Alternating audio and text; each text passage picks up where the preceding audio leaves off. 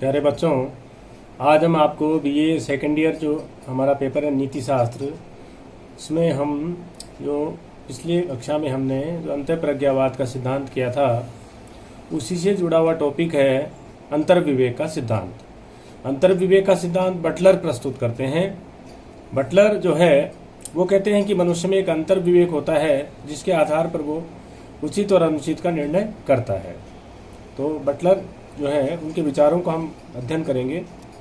Buttler ने बौद्धिक तथा भावनात्मक अंतःप्रज्ञा को अस्वीकार करते हुए एक नए सिद्धांत का प्रतिपादन किया। इस सिद्धांत में बटलर ने मानव स्वभाव का अधिक व्यापक एवं संतुलित विश्लेषण किया है। इनके अनुसार मानव स्वभाव दो भागों में बटा हुआ है। मनुष्य के लिए परोपकार उतना ही जरूरी है जितना कि आत्म प्रेम। अतः व्यक्ति केवल स्वार्थ की प्रवृत्ति से ग्रसित नहीं होता। इस प्रकार बटलर ने होब्स के स्वार्थवाद का खंडन किया है। आदर्श स्वभाव की कल्पना। बटलर के अनुसार मानव स्वभाव के अनेक पक्ष या तत्व होते हैं और मनुष्य के आदर्श जीवन के लिए ये तत्व उचित सीमा में आवश्यक तथा वांछनीय होते हैं। आदर्श स्वभाव क्या है?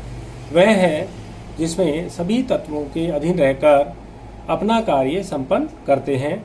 इन पक्षों में पारस्परिक वैसा ही संबंध होता है जैसा एक संविधान के अंतर्गत राजा, संसद इत्यादि के संबंधों में होता है। मनुष्य की प्रवृत्तियों को इस आधार पर हम चार भागों में बांट सकते हैं। एक है विशिष्ट प्रवृत्तियां, दूसरा है आत्म प्रेम, तीसरा है परोपकार और चौथा है अंतर्विवेक। विशिष्ट प्रवृत्तियां क्या होती है? बटलर के अनुसार ये प्रवृत्तियां व्यक्ति को किसी समय पर कोई विशेष कर्म करने के लिए प्रेरित करती हैं। भूख, प्यास, क्रोध, सहानुभूति आदि सभी विशिष्ट प्रवृत्तियां हैं क्योंकि इनके फलतः व्यक्ति की किसी विशेष तात्कालिक इच्छा की पूर्ति होती है।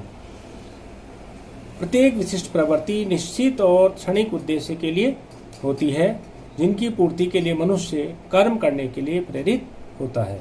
जैसे उदाहरण, भूख लगने पर व्यक्ति भोजन करता है एवं उसी प्रकार क्रोध का उद्देश्य विरोधी को कष्ट पहुंचाना है। अब इन विशिष्ट प्रवृत्तियों के दो प्रकार हैं। एक है स्वार्थवादी विशिष्ट प्रवृत्तियां और दूसरी है परार्थवादी विशिष्ट प्रवृत्तियां। स्वार्थवादी क्या है? वे हैं जो व्यक्ति के कल्याण से संबंधित होती हैं एवं जिसका प्रभाव केवल व्यक्ति तक ही सीमित रहता है। अब है परार्थवादी विशिष्ट प्रवृत्तियां। वे हैं जो दूसरों के सुख अथवा कल्याण से संबंधित होती हैं। ये विशिष्ट प्रवृत्तियां वास्तव में आत्म प्रेम तथा परोपकार से भिन्न हैं। इनका उद्देश्य सीमित होता है तथा ये मनुष्य को उन्हीं कर्मों के लिए प्रेरित करती हैं जिनसे उनकी क्षणिक इच्छा की पूर्ति होती है। जबकि आत्म प्रेम और परोपकार में हमेशा व्यक्ति समाज के संपूर्ण विकास से संबंधित होता है। विशिष्ट प्रवृत्तियां आत्म प्रेम तथा परोपकार में सदैव सहायक भी नहीं होती क्योंकि व्यक्ति कभी कभी अत्यधिक क्रोध, ईर्ष्या आदि से प्रेरित होकर ऐसा कार्य करता है जो उसके संपूर्ण आनंद और कल्याण में बाधक होता है। इसी प्रकार पीड़ित व्यक्ति के प्रति आवश्यकता से अधिक सहानुभूति व्यक्ति का अहित भी कर सकती है। अब चर्चा करेंगे दूसरी प्रवृत्ति आत्म प्रेम। ये दोनों विशिष्ट प्रवृत्तियों से ऊपर है। ये व्यक्ति के स्वाभाविक तत्व हैं तथा व्यक्ति को उसके कर्म करने हेतु प्रेरित करते हैं।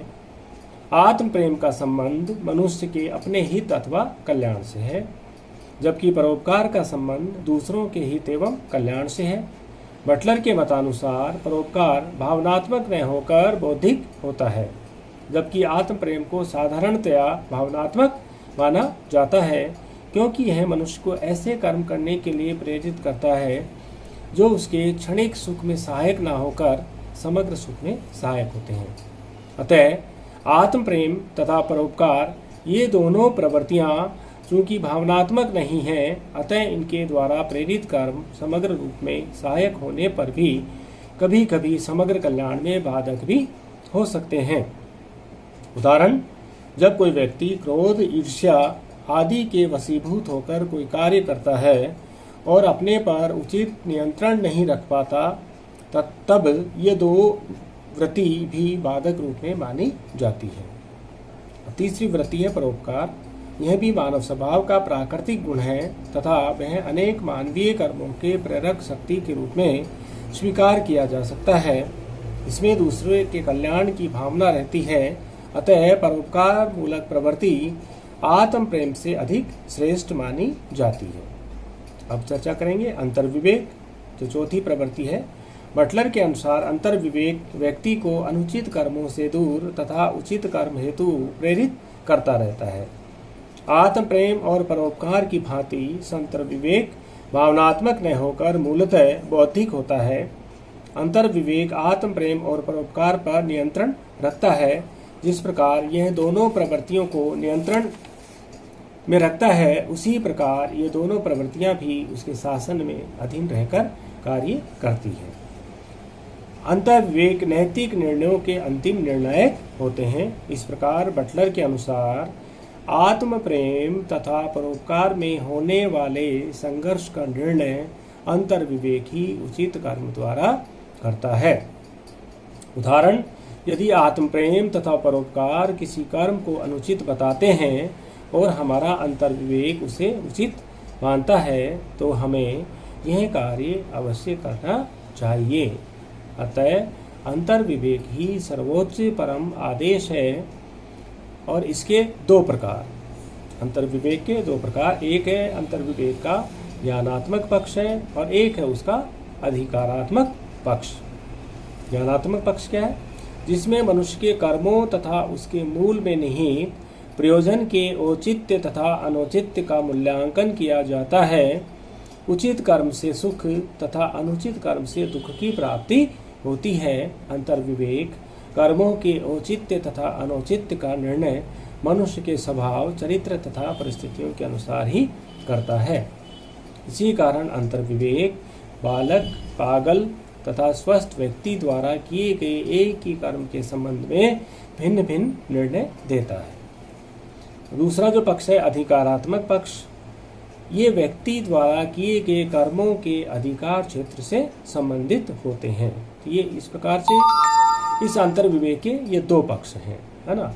तो ये बटलर का अंतर्विवेक का सिद्धांत जो है वो नीति शास्त्र में बहुत ही महत्वपूर्ण है और ये इसको हम अंतःप्रज्ञा से जुड़ा हुआ सिद्धांत मानते हैं कि जहाँ बटलर जो है अपने अनुसार 4 विशिष्ट प्रवृत्तियाँ बता करके और जो है उसका फिर विस्तृत रूप में वर्णन करते हैं। तो बच्चों, आप लोग इसको ध्यान से तैयार कीजिए। बटलर का अंतर्विवेक का सिद्धांत बहुत ही महत्वपूर्ण है। धन्यवाद।